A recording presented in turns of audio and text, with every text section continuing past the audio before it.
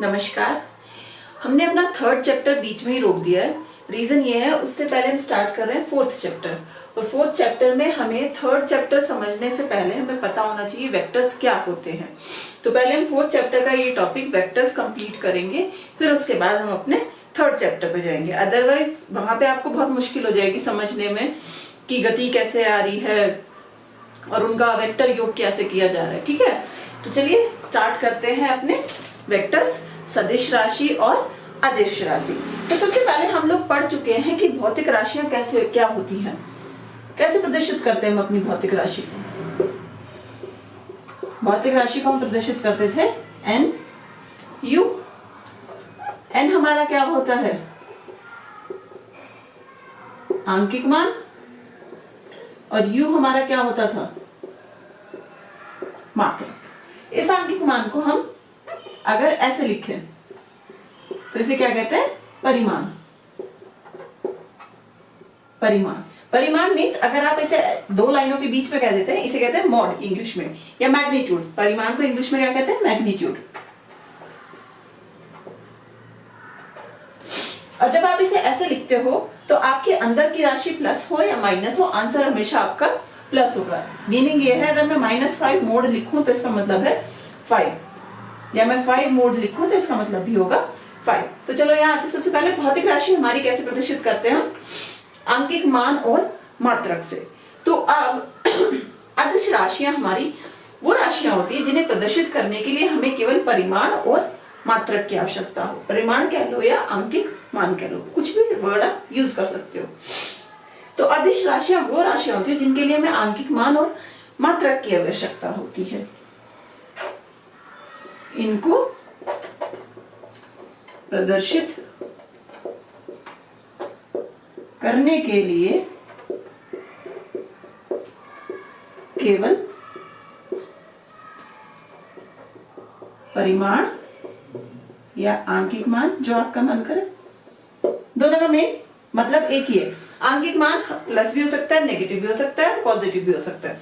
परिमाण हमेशा पॉजिटिव होगा। आंकिक मान तथा मात्रक की आवश्यकता होती है।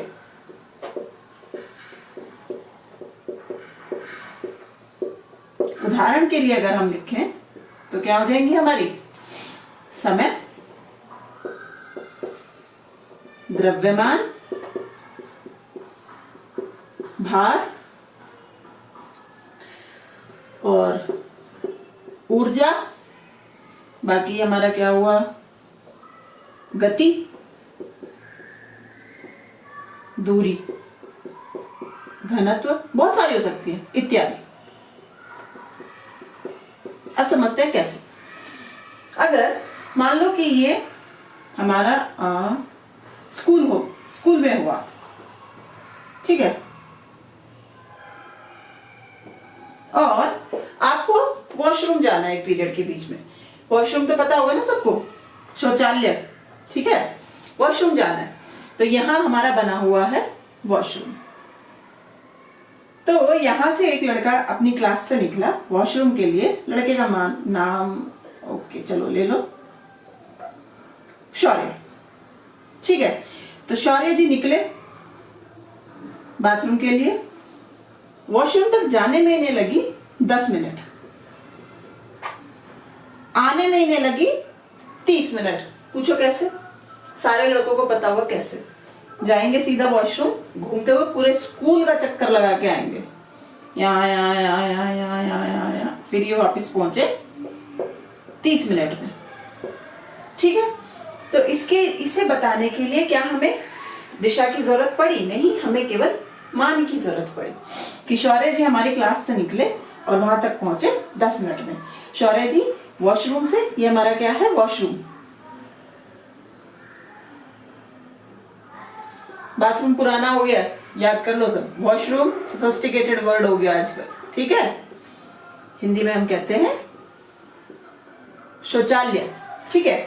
तो वॉशरूम जाने में 10 मिनट लगे, आने में उसे 30 मिनट लगे। तो ये हमारी हुई अदिश राशि। इसे बताने के लिए हमें क्या चाहिए? केवल परिमाण, करेक्ट, और उसका मात्रक, या कह दो आंकिक मान और मात्रक। अब आते हैं हमारी सदिश राशियों पे। सदिश राशियों को प्रदर्शित करने के लिए परिमाण, मात्रक तथा दिशा की भी जरूरत होती है।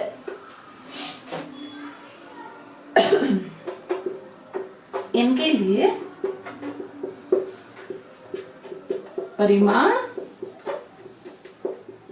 मात्रक तथा दिशा की भी आवश्यकता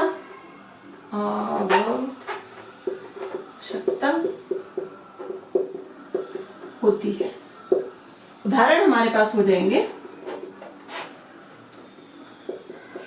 विस्थापन, वेग, और आपका आ जाते हैं बल इत्यादि। बहुत सारे एग्जाम्पल आते हैं, सारे लिखूंगी तो बोर्ड भर जाएगा यहाँ। तो अब इसका एग्जाम्पल समझते हैं। अगेन अब हमारे शौर्य जी बड़े हो गए। शौर्य जी स्कूल से निकल के कॉलेज में पहुंच गए। तो ये इनका घर है। शौर्य जी को आज एडमिशन मिल गया और इन्हें आज एडमिशन लेने के लिए अपने स्कूल जाना है, सॉरी कॉलेज जाना है। तो ये क्या हुआ, ये घर है, कॉलेज यहां है इनका।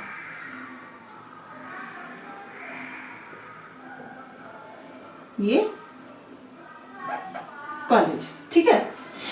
शौर्य जी के पास फैमिली थोड़ी सी स्ट्रिक्ट है। शौर्य जी के पास अभी भी फोन नहीं है बेचारे के, और उसे ये नहीं पता कि कॉलेज है कहाँ। और शौर्य बहुत बहुत एक्साइटेड है कि उसे एडमिशन मिल गया। शौर्य ने अपने पापा से पूछा, पापा हमारे घर से कॉलेज कहाँ है? पापा ने कहा, बेटा शौर्य कॉलेज हमारे घर से 2 किलोमीटर दूर। बस इतना सुना और शौर्य जी भाग पड़े। पूरी बात सुनी, ठीक है। तो अब शौर्य जी चल यहां से छोड़ के कॉलेज यहां बना देते हैं। कॉलेज हमारा यहां है। तो पहले शौर्य जी कहां भागे?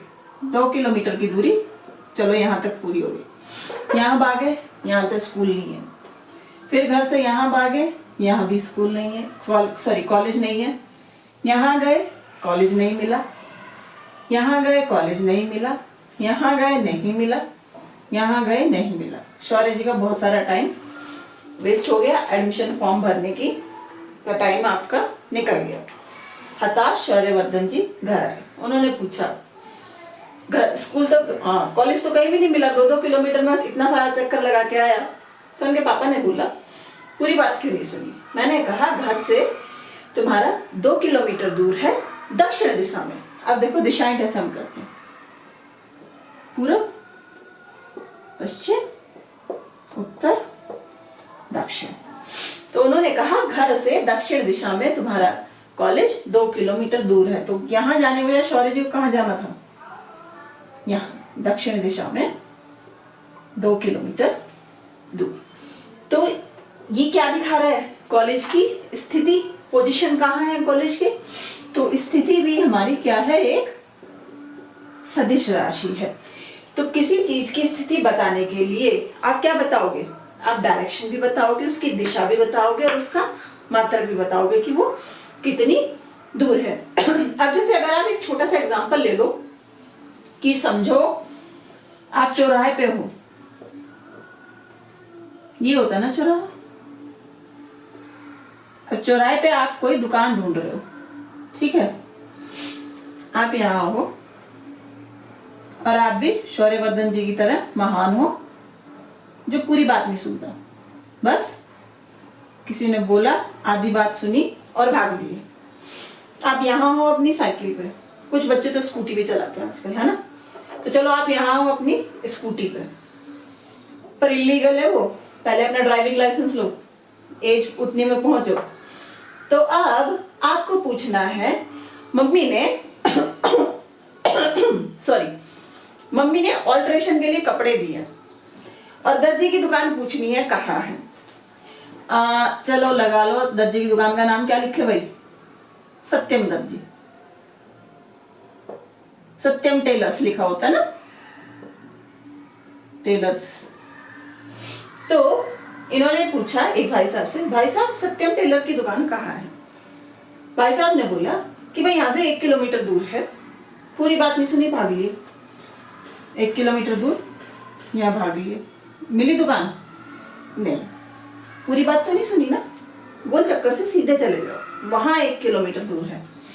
गोल चक्कर से सीधे चले जाओ। ये भाई साहब गोल चक्कर से सीधे हाथ पे चले गए, या गोल चक्कर से उल्टे हाथ पे चले गए। मिल जाएगी आपको दुकान बिना डायरेक्शन के, बिना दिशा के। तो इसलिए सदिश राशियां हमारी वो राशियां होती हैं जिनके लिए हमें न केवल मात्रक, परिमाण, बल्कि दिशा की भी आवश्यकता होती है। अब एक और नियम आता है जो कि बहुत ज्यादा इंपॉर्टेंट है। अगर उसे वो फॉलो करेंगी राशियां तो ही वो हमारी सदिश राशियां होगी।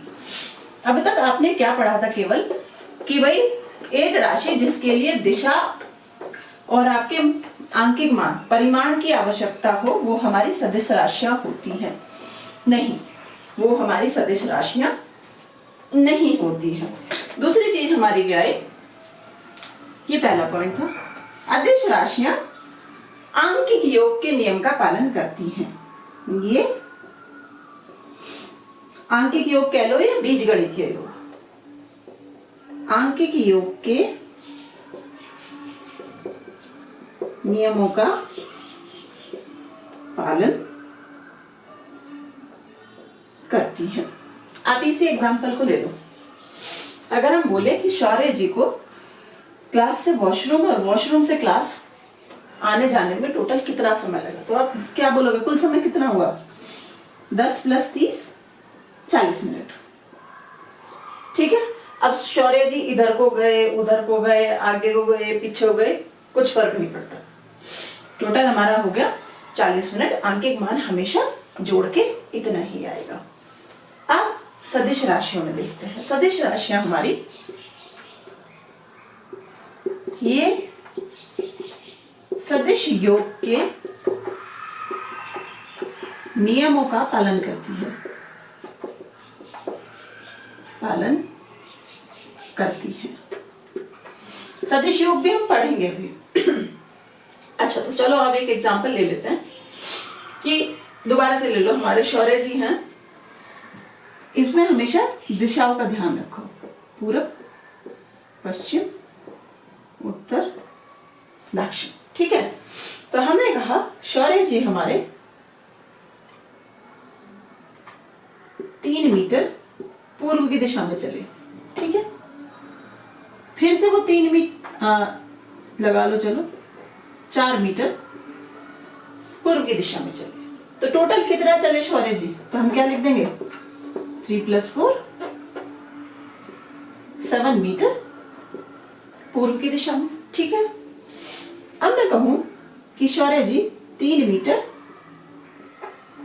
पूर्व की दिशा में चले और फिर वो अपने उल्टे हाथ को मुड़ के सीधा उत्तर की दिशा में चले गए। उत्तर की दिशा में वो 4 मीटर चले गए। ठीक है। अब कितना चला? तो इसमें अब हम ये नहीं लिखेंगे 3 + 4 7 ना, ये होगा रिजल्टेंट हमारा, ये होगा हमारा रिजल्ट, परिमाण कितना चला। तो इस दिशा में कितना चले हमारे शौर्यवर्धन जी? इसमें चले 3² + 4² का अंडर रूट। कितना हुआ? 16 + 9 मीनिंग इस केस में वो चले 5 मीटर। ठीक है। दिशा नहीं बता रही हूँ, दिशा थोड़ी देर में बताऊंगी कैसे निकालते हैं। तो इस उसमें चले वो 5 मीटर। इस केस को देख लो, 3 मीटर पूर्व में चले और फिर 4 मीटर पश्चिम में चले। कुल कितना चला? सब में योग ही हो रहा है कि कुल कितना चला। इसमें निकालेंगे तो कुल कितने चलेगा? वो उसमें चलेगा 1 मीटर। बाद में जब सदिश योग समझाएंगे तो आपको समझ में आ जाएगा कि ये आंसर कैसे आ रहा है। यहाँ बस अभी ये समझ लो कि सदिश योग में जरूरी नहीं 3 + 4 7 ही हो, 3 + 4 5 भी हो जाएगा, 3 + 4 1 भी हो जाएगा। एक और ले लेते हैं कि भाई वो ऐसे पूर्व दिशा में 3 मीटर चले और फिर वो पूर्व उत्तर दिशा में, पूर्वी उत्तरी दिशा में 4 मीटर चले, तो इस अवस्था में आंसर कुछ और आ जाएगा। ठीक है, तो यहाँ पे आप चाहे कहीं भी कैसे भी चले जाओ, आंसर हमेशा सेम होगा। यहाँ पे आंसर आपका दिशा पे निर्भर करेगा कि किस दिशा में वो जा रहा है, उसके अनुसार आपका योग अलग अलग हो जाएगा। तो हमेशा ध्यान रखो कि सदिश राशियों के लिए परिमाण, मात्रक और दिशा नहीं, केवल उन्हें सदिश योग के नियमों का भी पालन करना आवश्यक है। अगर वो सदिश योग के नियमों का पालन नहीं करती हैं, पर परिमाण और दिशा है, तो वो हमारी सदिश राशियां नहीं होंगी। अच्छा चलो यहाँ पे एक और एग्जांपल ले लो। अगर हम ये बोल दें कि भाई हमारे पास 2 बच्चे हैं, ये सीता जी और ये गीता जी है हमारे पास। सीता जी का वेट 50 केजी, गीता जी का वेट 60 केजी। इसका भार 50 किलो, इसका भार 60 किलो, तो कुल कितना भार होगा? 50 किलो प्लस 60 किलो 110 किलो। ठीक है, अब उत्तर में भी 110 ही होगा, दक्षिण में भी 110 ही होगा। इनके लिए हमें क्या आवश्यकता है? केवल परिमाण और मात्रकों की। और एक और बात हमेशा ध्यान रखो, जब आप 2 राशियों को जोड़ते हो तो उनका मात्रक समान होना चाहिए। आप ऐसे नहीं जोड़ सकते 10 मिनट प्लस 50 केजी, नहीं, ऐसे नहीं जोड़ सकते। केवल उन्हीं 2 राशियों को जोड़ सकते हो जिनका मान आपका समान हो। ठीक है, तो अब इसमें हम आ जाते हैं। इसमें हमने बोला कि सदिश राशियों के लिए परिमाण, दिशा और सदिश योग के नियमों का वो पालन करती हूँ। अगर ऐसा नहीं करती हूँ तो वो हमारी सदिश राशियां नहीं होंगी। अब आप सोचोगे कि ऐसी कौन सी राशियां होती है? एक और तीसरा प्रकार होता है राशियों का, उसे हम कहते हैं प्रदिश राशियां। प्रदिश राशियां वो होती हैं, तीसरा प्रकार हमारा हो जाता है प्रदिश राशियां। इंग्लिश में इन्हें कहते हैं टेंसर क्वांटिटीज। तो जो ये राशियां होती हैं, इनमें दिशा तो होती है, पर वो आंकिक योग के नियमों का पालन करती हैं।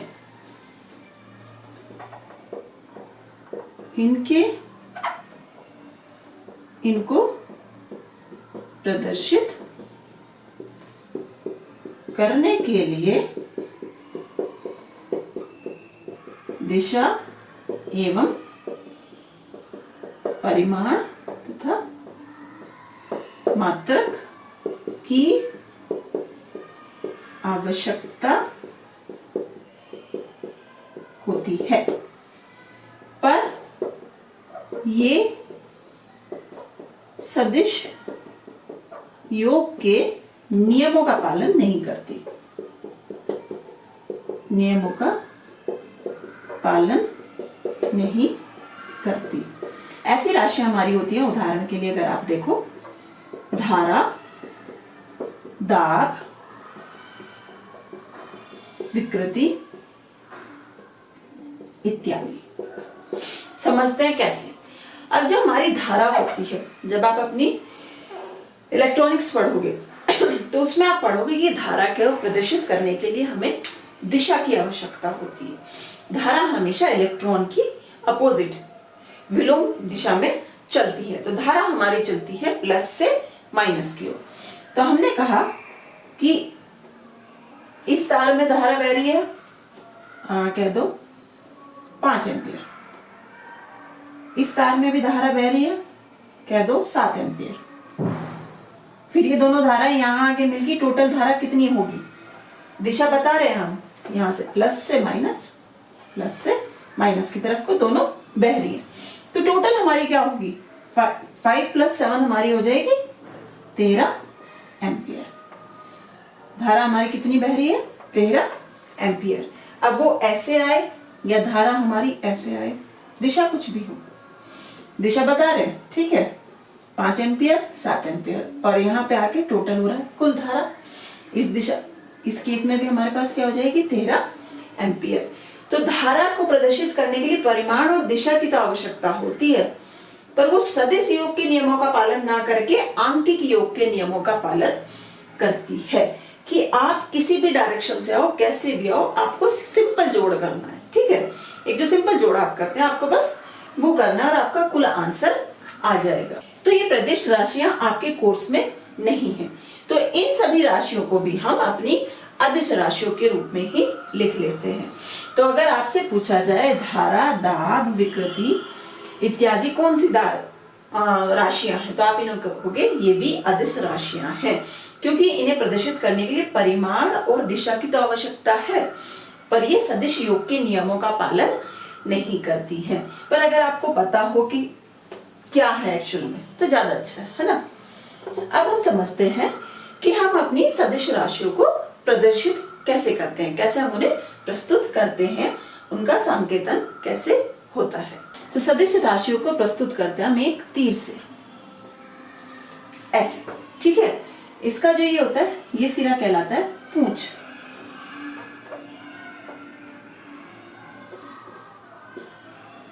इसे कहते हैं नोक, कुछ जगह पे कहते हैं बाणाग।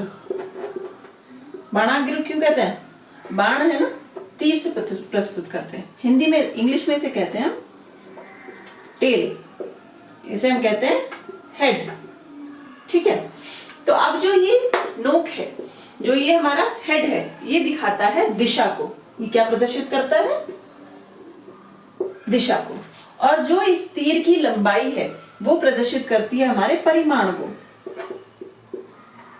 तीर की लंबाई प्रदर्शित करती है हमारे परिमाण को। तो अब हमने कहा कि चलो हमारा ये वेक्टर हमें विस्थापन हमारा वेक्टर होता है, तो विस्थापन को हम कैसे प्रदर्शित करेंगे, डी से डिस्प्लेसमेंट ऊपर वेक्टर।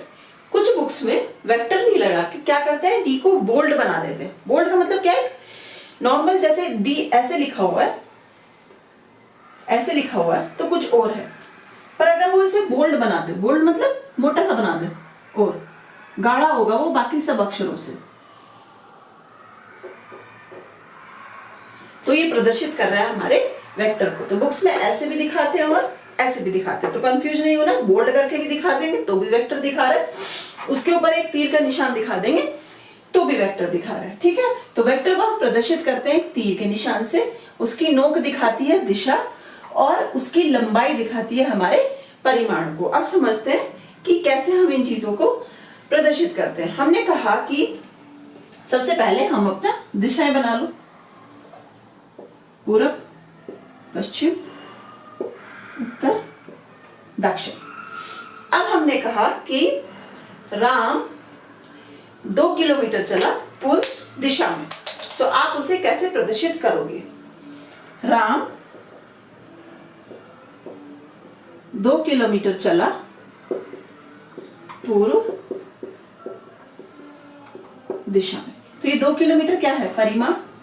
तो इसकी लंबाई दिखाएगी परिमाण। अब हम अपनी नोटबुक में 2 किलोमीटर का तीर तो नहीं खींच सकते, तो हम क्या कर लेंगे, एक यूनिट मान लेंगे।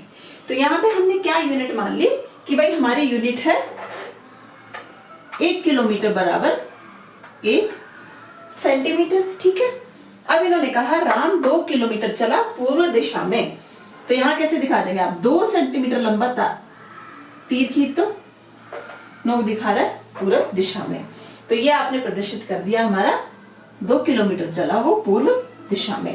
अब अगर वो कह दे कि राम 3 किलोमीटर चला उत्तर दिशा में, तो कैसे दिखाओगे, 3 किलोमीटर, तो राम हमारे 3 किलोमीटर चले गए उत्तर दिशा में। ये जो सेंटर होता है इसे हम कहते हैं मूल बिंदु। ठीक है, या ऑरिजिन, इंग्लिश में इसे बोलते हैं ऑरिजिन। थोड़े थोड़े आपको इंग्लिश के लेक्चर भी मिल जाएंगे ना। ऑरिजिन का मतलब होता है, जैसे इंग्लिश में पूछते हैं ना, विच ऑरिजिन डू यू बिलोंग, तो मतलब आप कहां से बिलोंग करते हो, किस जगह से। ठीक है, तो इसे हम कहते हैं ऑरिजिन, मूल बिंदु। ठीक है, तो ये हो गया हमारा उत्तर दिशा में 3 किलोमीटर। तो अब इसे आप दिखाओगे कैसे, अगर आपको लिखना है तो हम लिखेंगे विस्थापन D बराबर 3 किलोमीटर उत्तर दिशा में।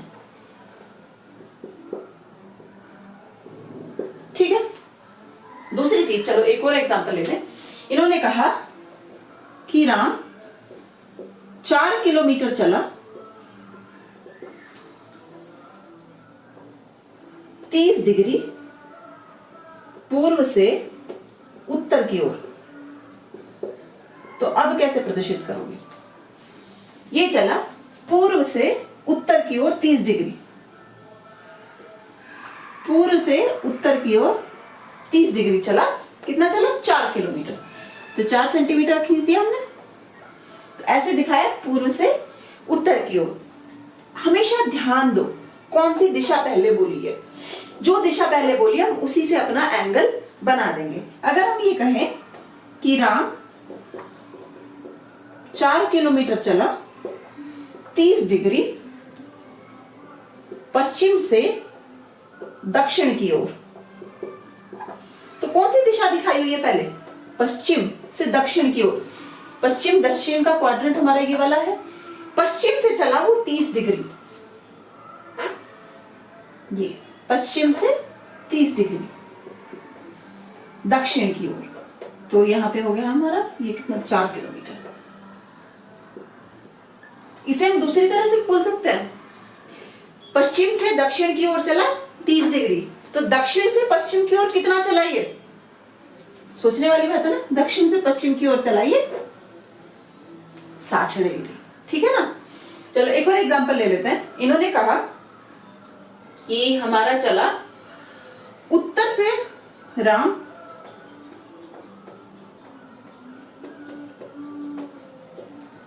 4 किलोमीटर चला 30 डिग्री उत्तर से पश्चिम की ओर।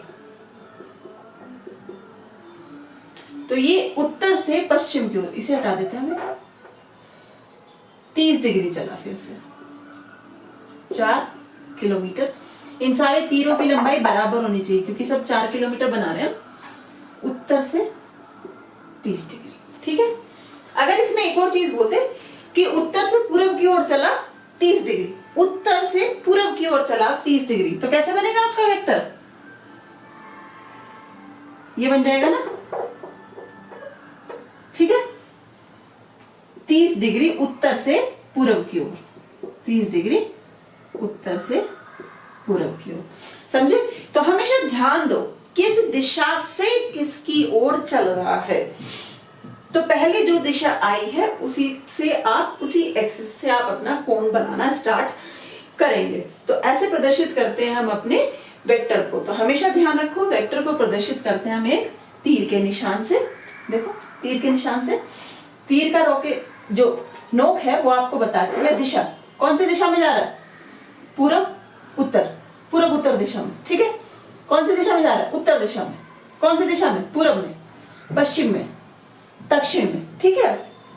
तो ऐसे हम प्रदर्शित करते हैं अपने वेक्टर को। अब सीखते हैं दो वेक्टर्स के बीच का कोण कैसे निकालते हैं। तो इसके लिए माना इन्होंने हमें दो वेक्टर दे दिए। हमारे पास एक वेक्टर ए है और एक वेक्टर बी है। ये तो इनके बीच का कोण क्या हो गया? थीटा। तो दो वेक्टर्स के कोण निकालने के लिए हमेशा क्या देखो, सबसे पहले वेक्टर्स की पूंछ से पूंछ मिला लो और फिर दोनों के बीच जो सबसे छोटा कोण है वो हमारा क्या कहलाएगा? उन दोनों के बीच का कोण। तो क्या करेंगे? सबसे पहले पूंछ से पूंछ मिला लो, पूंछ से पूंछ मिला लो, टेल टू टेल, करेक्ट। और फिर सबसे छोटा कोण पढ़ेंगे हम। कब? सबसे छोटा कोण। ठीक है। तो ऐसे हम निकालेंगे बीच का कोण। चलो आप समझते हैं। जैसे इन्होंने हमें दिया कि ये वेक्टर ए है और ये वेक्टर बी है और इनके बीच का कोण है 330 डिग्री। तो क्या वेक्टर ए और बी के बीच का कोण 330 डिग्री है? पूंछ से पूंछ मिल रही है। हाँ। पर क्या ये इन दोनों के बीच का सबसे छोटा कोण है? नहीं। इनके बीच का सबसे छोटा कोण है ये 30 डिग्री। तो दोनों के बीच का कोण क्या है? 30 डिग्री। दूसरा, चलो इन्होंने हमें ऐसे दे दिया ये है वेक्टर ए और ये है वेक्टर बी और इनके बीच का कोण है 120 डिग्री। तो क्या इन दोनों के बीच का कोण 120 डिग्री है? नहीं। क्यों? देखो हमें क्या मिलाना होता है, दोनों वेक्टर की पूंछ से पूंछ, पर यहां तो वेक्टर ए की नोक और वेक्टर बी की पूंछ मिली हुई है। अगर ऐसी स्थिति आ जाए तो हम उनके बीच का कोण कैसे निकालेंगे? तो इसके लिए एक बहुत इंपॉर्टेंट टर्म हमारी आती है जिसे हम कहते हैं समानांतर विस्थापन, और इंग्लिश में उसे कहते हैं हम पैरेलल शिफ्ट। समानांतर विस्थापन, इंग्लिश में से क्या कहते हैं? Parallel shift. तो अब समझते हैं कि ये होता क्या है, कैसे काम करता है। तो इसमें क्या करते हैं हम कि जो हमारे पास वेक्टर है उस वेक्टर को हम उसका परिमाण और दिशा बदले पैरेलली समानांतर उसे खिसका सकते हैं। जैसे ये है, यहाँ पे वेक्टर ए है, तो इस वेक्टर का परिमाण और दिशा बदले बिना हम इसे यहां भी ला सकते हैं। तो यहां भी हमारा ये क्या हो जाएगा? Vector A. तो इसे हम क्या लिखेंगे? परिमाण तथा दिशा बदले बिना वेक्टर को खिसकाना, ये हमारा होता है वेक्टर विस्थापन। तो अब सीखते हैं कैसे करते हैं। यहां तो थोड़ा सा समझ में नहीं आ रहा कि होता कैसे। इसमें देख लो, मान लो ये है, ठीक है, इन्होंने हमें कह दिया ये, यहां पे हमारा ये वेक्टर ए है, ठीक है, और सॉरी वेक्टर ए है 3 मीटर का, और ये इस दिशा में दूरी आपको दिखा रहा है, विस्थापन दिखा रहा है। अब अगर ये पूछे कि पूर्व दिशा से इसने कितना कोण बनाया हुआ है, तो बता पाओगे? थोड़ा सा मुश्किल है। हम क्या कर लेते हैं? पैरेलल शिफ्ट, समानांतर विस्थापन। इस वेक्टर को उठा के यहां रख दो, बिल्कुल इसके पैरेलल बना के। दिशा नहीं बदलनी है, थोड़ी सी दिशा बदली हुई लग रही है, बिल्कुल इसी के जैसा बनना चाहिए, ठीक है। दिशा नहीं बदली, अभी भी यही वेक्टर है 3 मीटर, दिशा अभी भी ये वही दिखा रहा है। अब हम इजीली बता देंगे कि हमारा एंगल कितना है, ठीक है। अगर इसी चीज को छोड़ो, ये हमारे पास ऐसे होता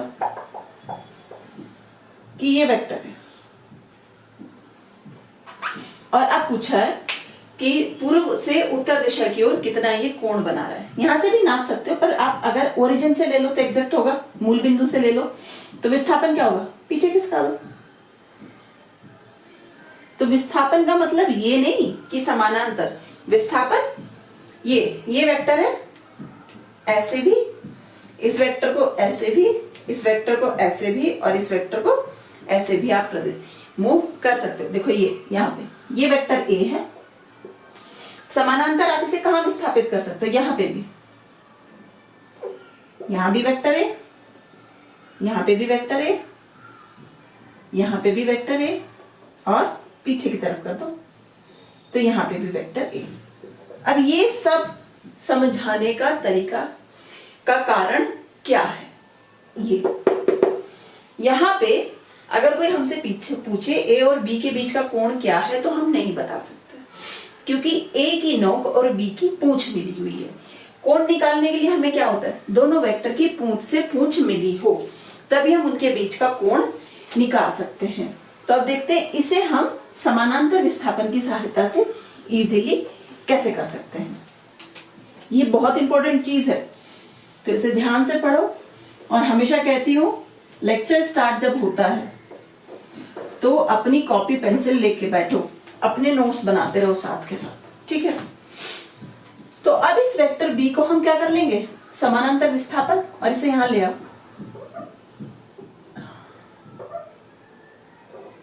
ठीक है, यहां ले आए हम। नहीं भाई, ये इसे मिलना है, ठीक है, पैरेलल पैरेलल से रख रहे ना। वेक्टर बी को हम कहां ले आए? यहां। अब यहां पे इन्होंने दिया है बी और ए के बीच का कोण कितना है? 120 डिग्री। ये बाहर वाला कोण कितना दिया हुआ इन्होंने? 120 डिग्री। तो इन दोनों के बीच का कोण हम कौन सा लेंगे? अब पूंछ से पूंछ तो मिल गई, कोण लेंगे जो छोटा होगा। ये कितना है? 60 डिग्री। तो A और B के बीच का कोण हमारा कितना है? 60 डिग्री। अगर इसमें हम एक और एग्जांपल ले लें, सपोज ऐसे दिया, ये वेक्टर A है और ये वेक्टर B है, ठीक है, और पूछा कि इन दोनों के बीच का कोण निकालो, तो कैसे निकालोगे? निकाल सकते हैं हम इसका? यहां नोक से नोक मिली हुई है, पर हमें क्या चाहिए होता है? पूंछ से पूंछ मिली हो। तो क्या करोगे अब आप? इस आप कितनी बार भी विस्थापन कर सकते हो, वो आपकी मर्जी है। वेक्टर बी को ऊपर ले जाओ, ये हमारा आ गया वेक्टर बी है, विस्थापित कर दिया हमने। वेक्टर ए को आगे ले जाओ, ये हमारा वेक्टर ए आ गया। पता चल गया हमें दोनों के बीच का कोण कितना है। तो ऐसे करके भी निकाल सकते हैं। दूसरा, इसी में अगर एक और एग्जांपल ये लगा लें, ये वेक्टर ए है और ये हमारा वेक्टर बी है। इन्होंने पूछा ए और बी के बीच का कोण निकालो, क्या होगा? तो क्या कर दो? वेक्टर बी का समानांतर विस्थापन कर दो। हमारा मेन एम क्या होना चाहिए, हमारा लक्ष्य क्या होना चाहिए कि हमें पूंछ से पूंछ मिलानी है किसी भी तरह से, और उनका समानांतर विस्थापन करना है कि उनकी दिशा भी ना बदले और उनका परिमाण भी ना बदले। यहां देखो दिशा बदल रही है। अगर मैं ये ऐसे दिशाएं ले लूं, पूरब, पश्चिम, उत्तर, दक्षिण, तो ये किस दिशा में है? जो बी वेक्टर है हमारा, वो हमारा उत्तर पूर्व दिशा में दिखा रहा है। यहां भी उत्तर पूर्व दिशा में, यहां भी उत्तर पूर्व। ये देख लो, वेक्टर ए हमारा पूर्व दिशा में है, विस्थापित करा तो भी पूर्व दिशा में ही है, ठीक है। तो वो चीजों को हमें ध्यान रखना है कि दिशा नहीं बदलनी है और उसका परिमाण, जो वेक्टर की लंबाई है, वो भी नहीं बदलनी है। और हमें क्या निकाल लेना है कि पूंछ से पूंछ मिला के हम देख लेंगे कि उनका सबसे छोटा कोण क्या है, तो दोनों के बीच का कोण हम निकाल लेंगे। अब थोड़े से चलो एक छोटा सा एग्जाम्पल करके देख लेते हैं वेक्टर्स के बीच कोण निकालने के लिए।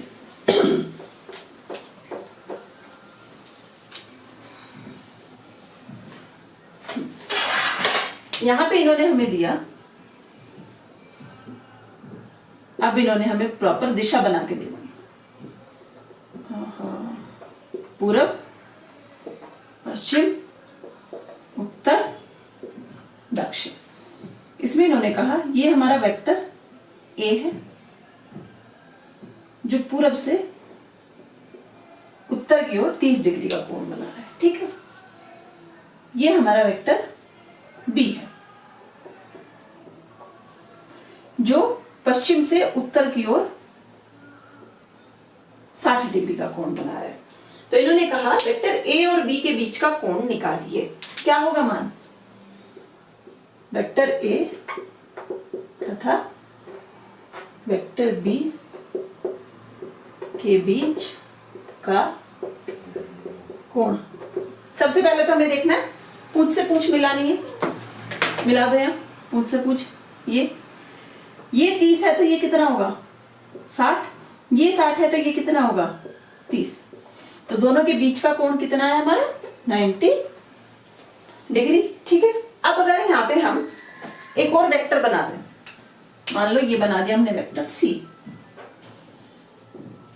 वेक्टर सी, और ये हमारा दक्षिण से पूर्व की ओर 45 डिग्री का कोण बना रहा है, ठीक है। स्क्रीन चेक कर लो, दिखाई तो दे रहा है ना? हाँ, थोड़ा छोटा है, थोड़ा सा बड़ा लिख देते हैं। यहां से कितना बना रहा है? 45 डिग्री का कोण बना रहा है। अब इसने पूछा ए और सी के बीच का कोण कितना होगा। देखो पूंछ से पूंछ मिल रही है, ये 30 है, यहाँ 45 है, तो यहाँ भी कितना होगा? 45 डिग्री। तो वेक्टर ए तथा वेक्टर सी के बीच का कोण कितना होगा? 45 प्लस 30, 75 डिग्री, ठीक। अब इन्होंने हमें कहा कि वेक्टर बी और सी के बीच का कोण बताओ। तो वेक्टर बी और सी के बीच का कोण क्या है? ये वाला भी है और ये वाला भी, पूंछ से पूंछ मिल रही है दोनों की, ठीक है ना। तो अब देखो कौन सा कोण बड़ा है, कौन सा छोटा है। इस केस में हमारे दोनों कोण बराबर है, तो बी और सी के बीच का कोण क्या होगा? 30 प्लस 60 प्लस 30 प्लस 45, 30 60 90, और ये हुआ 75, 90 प्लस 75, 5, 165 डिग्री का कोण हमारा इन दोनों के बीच में है। ठीक है, सही करा है ना 10? हाँ ठीक है, 165 डिग्री का। अब चलो थोड़ा सा कॉम्प्लिकेट करते हैं हम अपने एग्जाम्पल को, थोड़ा सा मुश्किल बनाते हैं। इन्होंने कहा कि एक और हमारा वेक्टर डी है और वेक्टर डी की दिशा ये दे दी, और ये कह दिया इन्होंने कि ये दक्षिण से पश्चिम की ओर 30 डिग्री बना रहे। ठीक है, 30 डिग्री बना रहे। इसमें इन्होंने कहा कि सबसे पहले आप सी और डी के बीच का कोण निकालिए। किसके बीच का हमें निकालना है? वेक्टर सी तथा ये एंड होते हैं, इसे हम एंड बोलते हैं, ऐसे बनता है। ठीक है, एवं या एंड वेक्टर सी तथा वेक्टर डी के बीच का कोण हमें निकालना है, कितना होगा। तो अब यहां पे हम इसे थोड़ा सा ड्रॉ कर लेते हैं अपने लिए। ठीक है, वेक्टर सी क्या है? 45 डिग्री। यहां पे 45 डिग्री ये हमारा है वेक्टर सी। वेक्टर डी क्या है? ये है दिशा, ये है इसकी वेक्टर डी। यहां से कोण कितना बना रहा है? 30 डिग्री। तो अब इसमें ध्यान दो, हमें क्या करने की जरूरत है? हमें सबसे पहले चाहिए पूंछ से पूंछ मिली हो। इन दोनों की पूंछ से पूंछ मिलाने के लिए हमें क्या करना पड़ेगा? डी को हम समानांतर विस्थापन से आगे ले जाए, कोण दिशा भी उतनी ही रखनी है हमें और इसका परिमाण भी समान रखना है। तो ये ऐसे हो गया, समानांतर विस्थापित कर दिया हमने। ये एंगल अगर आपका 30 है तो ये भी 30 होगा, पढ़ा होगा ना। ये 30 है तो ये भी 30 होगा। ठीक है ना, ये 30 है तो ये भी 30 होगा। ये हमारा क्या हुआ? Vector D. तो ये एंगल अब कितना बचा? 60 डिग्री। ये एंगल कितना बचा? 45 डिग्री। तो वेक्टर डी और सी के बीच का कोण कितना हुआ? 60 प्लस 45। कितना हुआ? 60 प्लस 45 डिग्री। 105 डिग्री का कोण है इन दोनों वेक्टर्स के बीच में। अब अगर वो बोले कि वेक्टर बी और वेक्टर डी के बीच में निकालो, क्या निकालना है? Vector B and vector D के बीच का कोण। अब हमें इसमें हर जगह जरूरत पड़ेगी हमारे पैरेलल शिफ्ट की, समानांतर विस्थापन की। तो इस केस को ही अब हम थोड़ा सा दोबारा बना के देख लेते हैं। क्या दिया हुआ है? बी और डी के बीच का पूछ रहा है। ये डी है, वेक्टर डी यहां से कितना बना रहा है? 30 डिग्री। वेक्टर बी, ये वेक्टर बी है, ये यहां से बना रहा है 60 डिग्री। तो सबसे पहला काम क्या करेंगे? दोनों की पूंछ से पूंछ मिलानी है। उसके लिए आपको क्या करना पड़ेगा? डी को फिर से समानांतर विस्थापित कर दो। समानांतर विस्थापित करा तो डी हमारा ऐसे आ जाएगा। ठीक है, वेक्टर डी ये 30 है तो ये भी 30 होगा, करेक्ट। अब ये देखो, यहां ये 60 है तो ये कितना होगा? 30 डिग्री। तो वेक्टर बी और वेक्टर डी के बीच का कोण कितना हुआ? 30 degree plus 30 degree, 60 degree. Answer correct. अब एक और ले लेते हैं, ए और डी के बीच का कोण अगर उन्होंने पूछा, वेक्टर ए तथा वेक्टर डी के बीच का कोण। तो देख लो, खाली दिशा बदलने से ही कितना सब कुछ बदल गया। चलो अब इसे समझते हैं।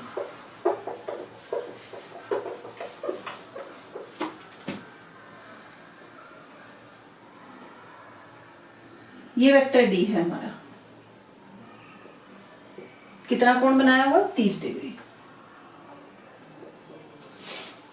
ये वेक्टर ए है,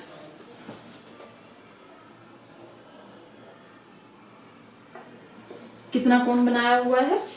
30 डिग्री, करेक्ट। अब अगर आप इसे पैरेलल शिफ्ट करते हो, यहां पे इसे पैरेलल शिफ्ट करो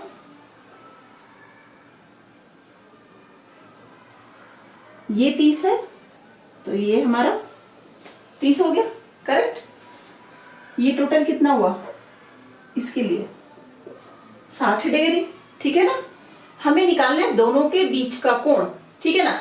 इस बात को ध्यान रखो, ये जो ऐसे बनाया था ना, यहाँ पे हमारी लाइन क्या है, ये है, ये और ये ऐसे जा रही है, ये वाला कोण और ये वाला कोण, वाई एक्सिस पे देखो ये कोण और ये कोण बराबर, इसमें कंफ्यूज नहीं हो जाना।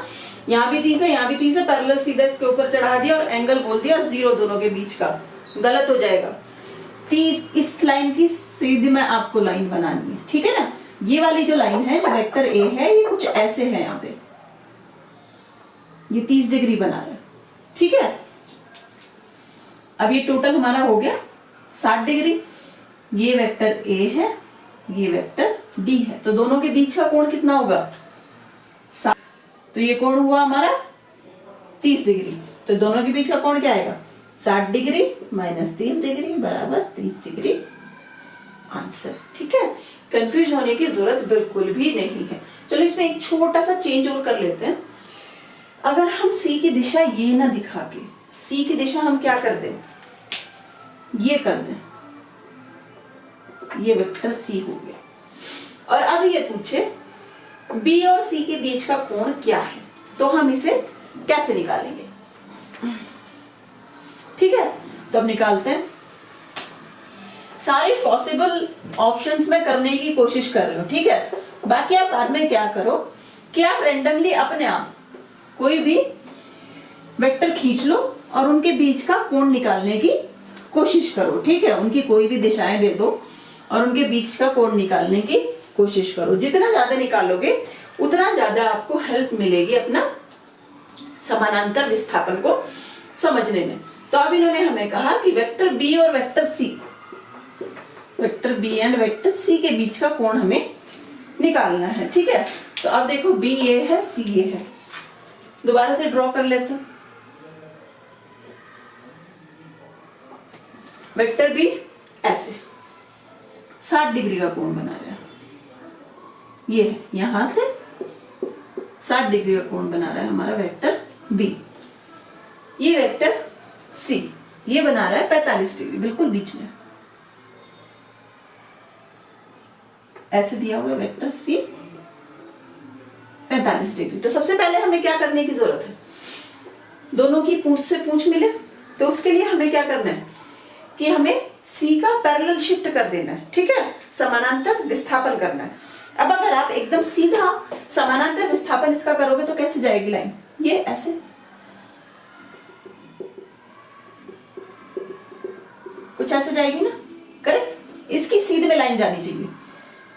तो ये 45 है, ये कोण कितना हो गया हमारा 45 डिग्री, ठीक है।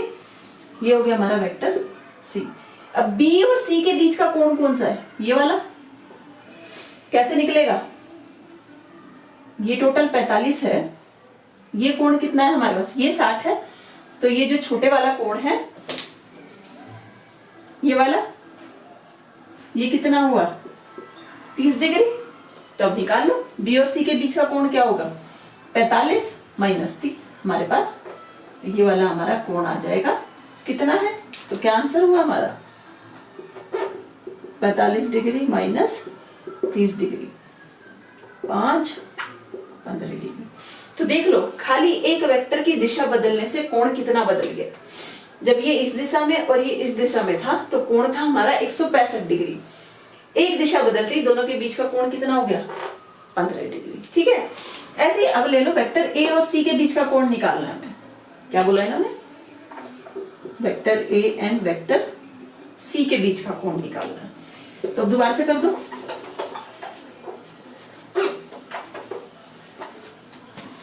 कहां दिया हुआ, कैसे दिया हुआ है, ये वेक्टर सी है, स्केल से बनाओगे ना एग्जैक्ट कोण बना के, तो आपको एकदम सही निकलेगा, सही दिखेगा कि हाँ भाई इसकी शिफ्ट तो यहां जा रही है या इसका विस्थापन वहां जा रहा है। वेक्टर ए, वेक्टर ए हमारा बना रहा है 30 डिग्री, ठीक है। तो अब हमें क्या करना है, सबसे पहले कोशिश करनी है पूंछ से पूंछ मिलाने की।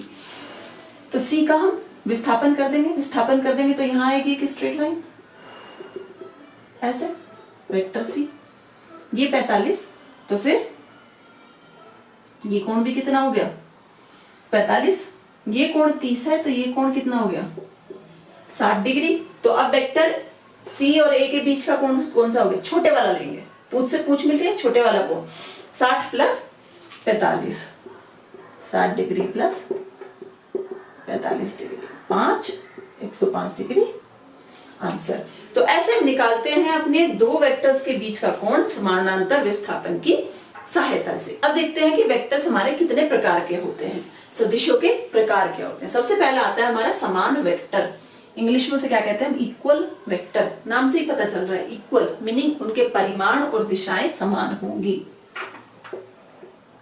परिमाण तथा दिशाएं समान होंगी।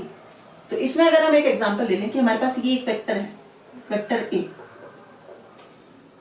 इसका परिमाण 5 मीटर है और ये इस दिशा में। एक है हमारे पास वेक्टर बी, उसका भी परिमाण 5 मीटर है और इस दिशा में। तो वेक्टर ए और बी हमारे समान वेक्टर होंगे। कैसे दिखाएंगे, vector A equals to vector B. क्यों, क्योंकि परिमाण वेक्टर ए का बराबर है वेक्टर बी के परिमाण की और इनकी दिशाएं भी बराबर है। अगर मैं यहां एक और वेक्टर खींच दूं, वेक्टर सी, वो भी 5 मीटर का ही है वेक्टर सी, तो क्या वेक्टर ए और सी दोनों समान वेक्टर होंगे? नहीं, इनके परिमाण तो समान है पर दिशाएं विपरीत हैं। तो इसलिए वेक्टर ए तथा वेक्टर सी समान वेक्टर नहीं है। सेम केस वेक्टर सी और बी का, सॉरी, वेक्टर बी तथा वेक्टर सी भी हमारे समान वेक्टर नहीं है। अब अगर हम एक और एग्जांपल ले लें कि सपोज ये हमारा, देखो ये वेक्टर ए है 2 मीटर का और ये वेक्टर बी है 3 मीटर का। क्या ये समान वेक्टर है? दिशाएं तो बराबर है दोनों की पर परिमाण समान नहीं है। इसलिए वेक्टर ए, इस केस के लिए आपका वेक्टर ए और वेक्टर बी समान वेक्टर नहीं है। क्यों? वेक्टर ए का परिमाण बराबर नहीं है वेक्टर बी के परिमाण की। ठीक है, तो समान वेक्टर क्या होता है? जिसमें हमारी दिशाएं और परिमाण दोनों बराबर हो। विपरीत वेक्टर, इसका बिल्कुल उल्टा, इसमें परिमाण समान मीनिंग बराबर तथा दिशाएं विपरीत हो।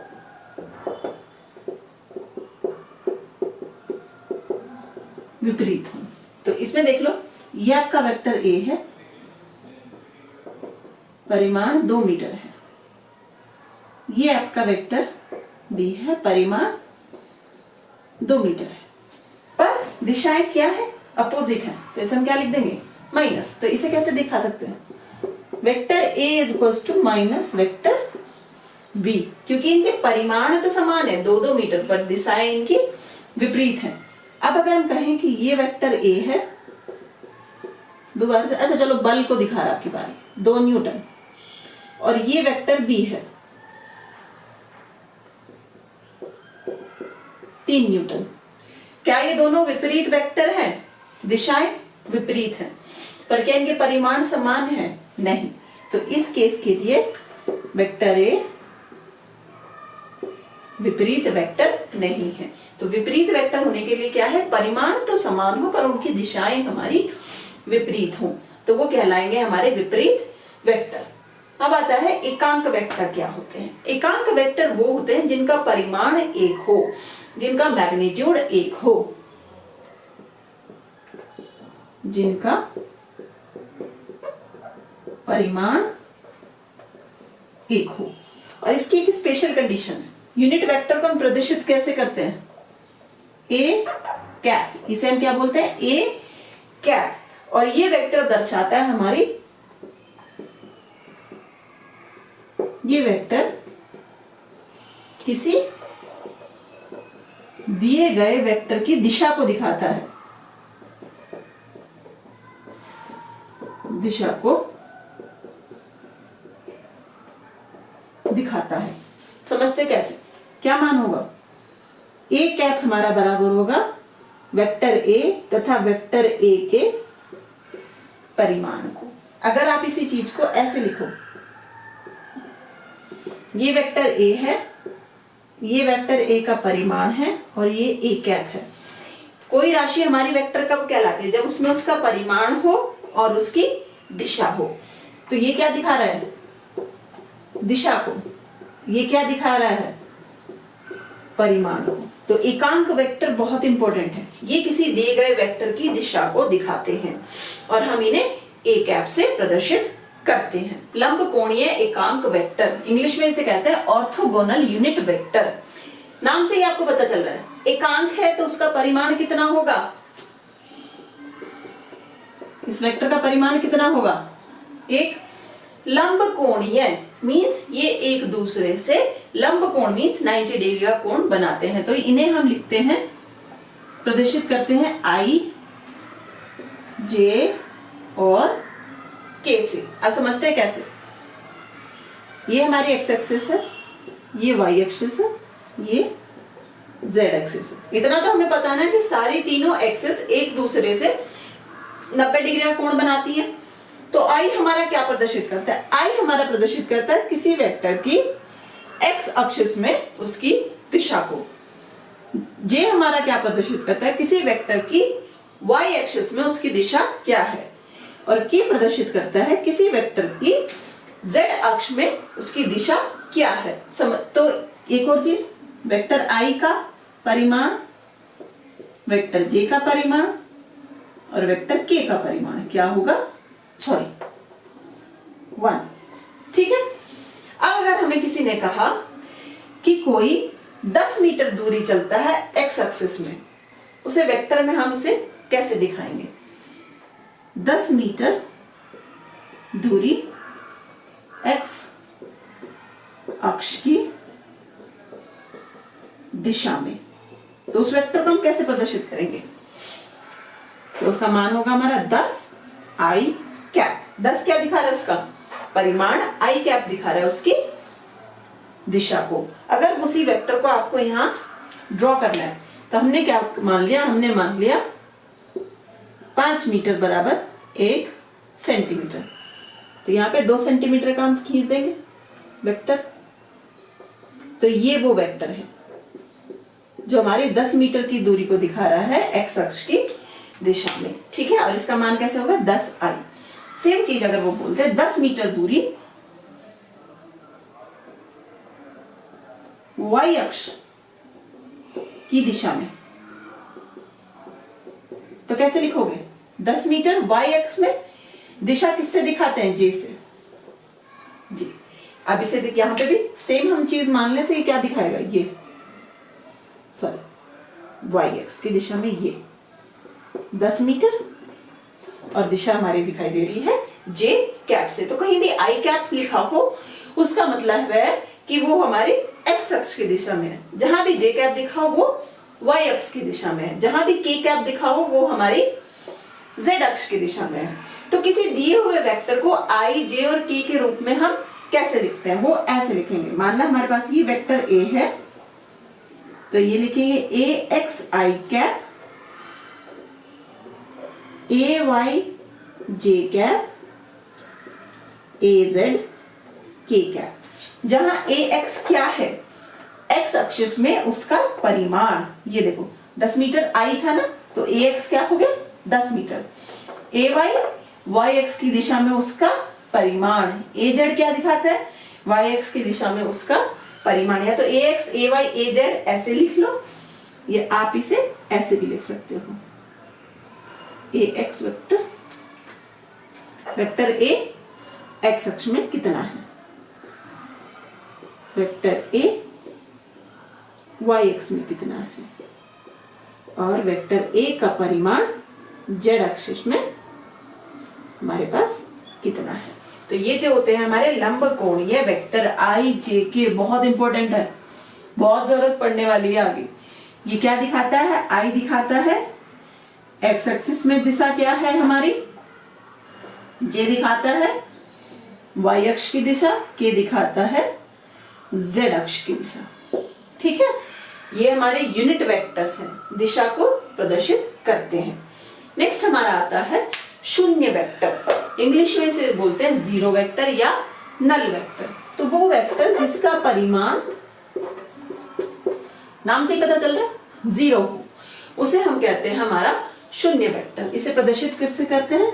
जीरो, ऊपर वेक्टर का निशान। अब इस वेक्टर की जरूरत क्या है? जीरो तो जीरो होता है। एग्जाम्पल हम ऐसे ले सकते हैं, अगर हम कहें कि विराम अवस्था में किसी वस्तु का विस्थापन कितना होगा। हमने कहा कि हमारी कार है और ये रुकी हुई है, ठीक है। तो अब बताओ इस कार का विस्थापन कितना है? रुकी हुई है तो मतलब कोई विस्थापन चला ही नहीं, जीरो हो गया। तो इसका विस्थापन कितना हुआ? जीरो।